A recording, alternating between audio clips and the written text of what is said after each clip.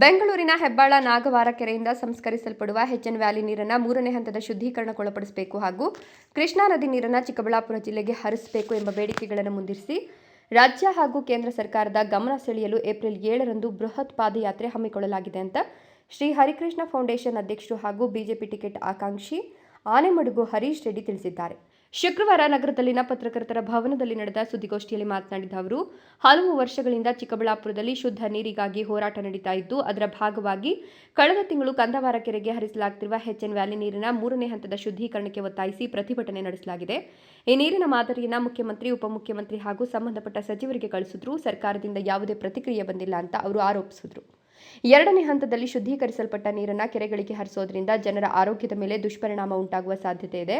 ರಾಜ್ಯ ಬಜೆಟ್ನಲ್ಲಿ 3ನೇ ಹಂತದ ಶುದ್ಧೀಕರಣದ ಬಗ್ಗೆ ಘೋಷಣೆ ಮಾಡುವಂತೆ ಒತ್ತಾಯಿಸಿದ್ರೂ ಸರ್ಕಾರ ಇದನ್ನು ಪರಿಗಣಿಸಿಲ್ಲ ಅಂತ ಅವರು ಅಸಮಾಧಾನ ವ್ಯಕ್ತಪಡಿಸಿದರು.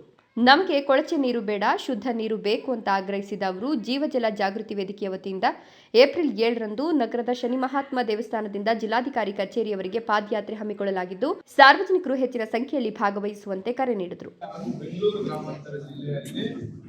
ನೀರಿನ ಮೇಲೆ ಒಂದು ದೊಡ್ಡ ಹೋರಾಟ ಕಾರ್ಯಕ್ರಮಗಳನ್ನು ಅನೇಕರು ನಮ್ಮ ಚಿಕ್ಕಬಳ್ಳಾಪುರ ಜಿಲ್ಲೆ ಆಗ್ಬೋದು, ಕೋಲಾರ ಜಿಲ್ಲೆ ಆಗ್ಬೋದು, ಇಡೀ ನಮ್ಮ 2-3 ಜಿಲ್ಲೆಯಲ್ಲಿ ಕಾರ್ಯಕ್ರಮವನ್ನು ಹಮ್ಮಿಕೊಂಡಿದ್ದಾರೆ. ಸರ್ಕಾರಕ್ಕೆ ವಿವಿಧ ರೀತಿಯ ಸರ್ಕಾರಕ್ಕೆ ಗಮನ ಕೂಡ ತಂದಿದ್ದಾರೆ. ಕಳೆದ 1 ತಿಂಗಳ ಹಿಂದೆ ಕೂಡ ನಾವು ಕೂಡ ಚಿಕ್ಕಬಳ್ಳಾಪುರ ಏನು ನಮ್ಮ ಕಂದವಾರ ಕೆರೆ ನೀರು ಏನಿದೆ, ಕಳುಹಿಸಿದ ನೀರು, ಇದನ್ನ ಇಡೀ ಸರ್ಕಾರದ ಸಚಿವ ಸಂಪುಟಕ್ಕೆ, ಸರ್ಕಾರಕ್ಕೆ, ಮುಖ್ಯಮಂತ್ರಿಗಳು ಕೂಡ ಕಳಿಸುವಂತ ಕೆಲಸ ನಾವು ಮಾಡಿದ್ವಿ. ಮಾಧ್ಯಮಗಳಲ್ಲೂ ಕೂಡ ವರದಿ ಮಾಡಿದ್ವಿ. ಅನೇಕ ಸೋಷಿಯಲ್ ಮೀಡಿಯಾ ಮುಖಾಂತರ ಸರ್ಕಾರದ ಗಮನಕ್ಕೆ ನಾವು ತಿಳಿಸಿದ್ವಿ. ಆದ್ರೆ ಸರ್ಕಾರ ಯಾವುದೇ ಇದನ್ನ ಪರಿಗಣನೆಗೆ ತಗೊಳ್ಳದೆ ಅವರು ಕಾರ್ಯಾಚರಣೆಗಳು ತೊಡಗಿರೋದ್ರಿಂದ ಈಗ ದಿನಾಂಕ 7/4/2026 ಬೆಳಿಗ್ಗೆ 10 ಗಂಟೆಗೆ ಶ್ರೀ ಶನಿ ಮಹಾತ್ಮ ದೇವಾಲಯದಿಂದ ಜಿಲ್ಲಾಧಿಕಾರಿಗಳ ಕಚೇರಿಯವರೆಗೂ ಪಾದಯಾತ್ರೆ ಮೂಲಕ ಸರ್ಕಾರದ, ರಾಜ್ಯ ಹಾಗೂ ಕೇಂದ್ರ ಸರ್ಕಾರ ಗಮನ ಸೆಳೆಯೋದಕ್ಕೋಸ್ಕರ ನಾವು ಪಾದಯಾತ್ರೆಯನ್ನು ಹಮ್ಮಿಕೊಂಡಿದ್ದೇವೆ. ಇತ್ತೀಚಿನ ದಿನಗಳಲ್ಲಿ ತಾವೆಲ್ಲರೂ ಗಮನಿಸಿರೋ ಹಾಗೆ ನಮ್ಮ ಚಿಕ್ಕಬಳ್ಳಾಪುರ ಏನು ಈ ಕಲುಷಿತ ನೀರಿನಿಂದ ಉತ್ಪಾದನೆ ಆಗಿದೆ, ಉತ್ಪಾದನೆ ಆಗಿದ್ರು ಕೂಡ ಅನಾರೋಗ್ಯ ಸಮಸ್ಯೆ ಆಗಿದ್ರು ಕೂಡ ಸರ್ಕಾರ ಇದಕ್ಕೆ ಗಮನ ತಗೊಂಡಿಲ್ಲ. ಹಂಗಾಗಿ ನಾವು ಉಗ್ರವಾದ ಹೋರಾಟವನ್ನ ದಿನಾಂಕ 7ನೇ ತಾರೀಕು ಚಿಕ್ಕಬಳ್ಳಾಪುರ ಶನಿ ಮಹಾತ್ಮ ದೇವಸ್ಥಾನದಿಂದ ಪ್ರಾರಂಭ ಮಾಡಿ DC ಕಚೇರಿವರೆಗೂ ಹೋಗಿ ಮಾನ್ಯ ಪ್ರಧಾನಮಂತ್ರಿಗಳಾದಂತಹ ಶ್ರೀ ನರೇಂದ್ರ ಮೋದಿ ಅವರಿಗೆ ಮತ್ತು ನಮ್ಮ ಕರ್ನಾಟಕ ರಾಜ್ಯ ಸರ್ಕಾರದ ಮುಖ್ಯಮಂತ್ರಿಗಳಾದಂತಹ ಶ್ರೀ ಸಿದ್ದರಾಮಯ್ಯರವರಿಗೆ ಹಾಗೂ ಸಚಿವ ಸಂಪುಟದವರಿಗೆ ಮತ್ತು ಪಕ್ಕದ ಗಡಿ ರಾಜ್ಯ ಮತ್ತು ಆಂಧ್ರ ಪ್ರದೇಶದ ಮುಖ್ಯಮಂತ್ರಿಗಳಾದಂತಹ ಶ್ರೀ ಚಂದ್ರಬಾಬು ನಾಯ್ಡು ಅವರಿಗೂ ಮತ್ತು ಉಪಮುಖ್ಯಮಂತ್ರಿಗಳಾದಂತಹ ಶ್ರೀ ಪವನ್ ಕಲ್ಯಾಣ್ ಅವರಿಗೂ ಕೂಡ ನಾವು ಮೆಮೊರಾಂಡಮ್ ಅನ್ನು ಕಳಿಸುವಂತ ಕೆಲಸ ನಾವು 7ನೇ ತಾರೀಕು ಅದು ನಮ್ಮ ಚಿಕ್ಕಬಳ್ಳಾಪುರ ಜಿಲ್ಲೆಯ ಜಿಲ್ಲಾಧಿಕಾರಿಗಳ ನೇತೃತ್ವದಲ್ಲಿ ನಾವು ಕಾರ್ಯಕ್ರಮವನ್ನು ಹಮ್ಮಿಕೊಂಡಿದ್ದೇವೆ. ದಲಿತ ರಾಜ್ಯ ಮುಖಂಡ ಬಾಲಕುಂಟಹಳ್ಳಿ ಗಂಗಾಧರಪ್ಪ ಮಾತನಾಡಿ, ಬರಪೀಡಿತ ಪ್ರದೇಶವಾಗಿರುವ ಚಿಕ್ಕಬಳ್ಳಾಪುರ ಜಿಲ್ಲೆಯಲ್ಲಿ ಅಂತರ್ಜಲ ಮಟ್ಟ ಹೆಚ್ಚಿಸಲು ಎಚ್ಎನ್ ವ್ಯಾಲಿ ನೀರನ್ನು ಕೆರೆಗಳಿಗೆ ಹರಿಸಲಾಗುತ್ತಿದೆ. ಆದರೆ 2 ಹಂತದ ಶುದ್ಧೀಕರಣ ಮಾತ್ರ ಸಾಕಾಗದೆ ದುಷ್ಪರಿಣಾಮ ಉಂಟಾಗ್ತಿದೆ ಅಂತ ಆರೋಪಗಳಿವೆ. ಈ ಹಿನ್ನೆಲೆಯಲ್ಲಿ 3ನೇ ಹಂತದ ಶುದ್ಧೀಕರಣಕ್ಕೆ ಒತ್ತಾಯಿಸಿ ಪಾದಯಾತ್ರೆ ಆಯೋಜಿಸಲಾಗಿದ್ದು, ರೈತರು, ಚಿಂತಕರು ಹಾಗೂ ಸಾರ್ವಜನಿಕರು ಹೆಚ್ಚಿನ ಸಂಖ್ಯೆಯಲ್ಲಿ ಭಾಗವಹಿಸಿ ಹೋರಾಟಕ್ಕೆ ಬೆಂಬಲ ನೀಡಬೇಕು ಅಂತ ಅವರು ಮನವಿ ಮಾಡಿದರು. ಪಾದಯಾತ್ರೆ ಯಶಸ್ವಿಯಾಗಿ ನಡೆಸಲು ಎಲ್ಲ ಸಿದ್ಧತೆಗಳನ್ನು ಮಾಡಿಕೊಳ್ಳಲಾಗಿದೆ ಹಾಗೂ ಸಾವಿರಾರು ಜನರು ಭಾಗವಹಿಸುವ ನಿರೀಕ್ಷೆ ಇದೆ ಅಂತ ತಿಳಿಸಿದರು.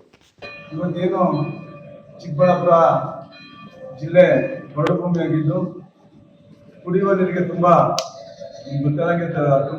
ಆಕಾರ ಆಗಿದೆ ಇಲ್ಲಿ.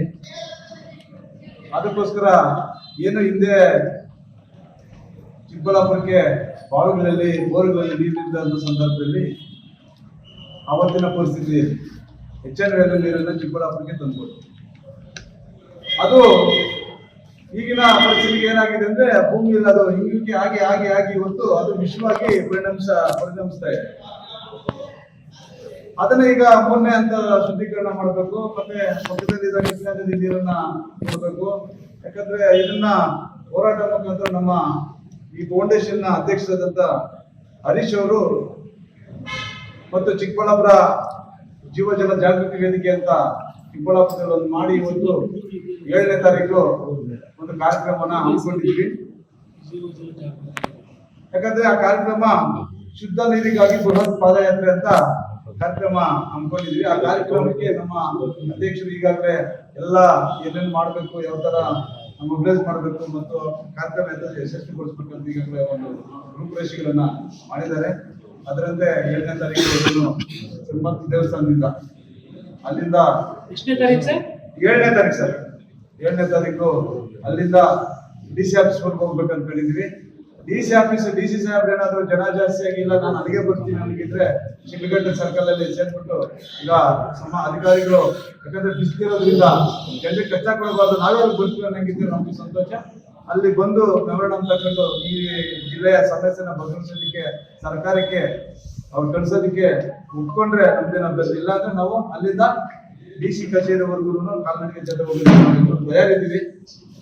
ಅದಕ್ಕೋಸ್ಕರ ಈ ಒಂದು ಕಾರ್ಯಕ್ರಮಕ್ಕೆ, ಯಾಕಂದ್ರೆ ಇದು ಕುಡಿಯುವ ನೀರಿನ ಒಂದು ವಿಚಾರ ಆಗಿರೋದ್ರಿಂದ ಎಲ್ಲ ಪ್ರಗತಿಪರರು, ಸಂಘಟನೆಗಳು, ಒಕ್ಕೂಟಗಳು ಮತ್ತೆ ಎಲ್ಲ ರೈತರು ಎಲ್ಲರೂ ಇದರಲ್ಲಿ ಭಾಗವಹಿಸಿ ಈ ಕಾರ್ಯಕ್ರಮ ಯಶಸ್ವಿಗೊಳಿಸಬೇಕಂತ ನಾನು ಈ ಮೂಲಕ ಅವರಲ್ಲಿ ಮನವಿ ಮಾಡ್ತಾ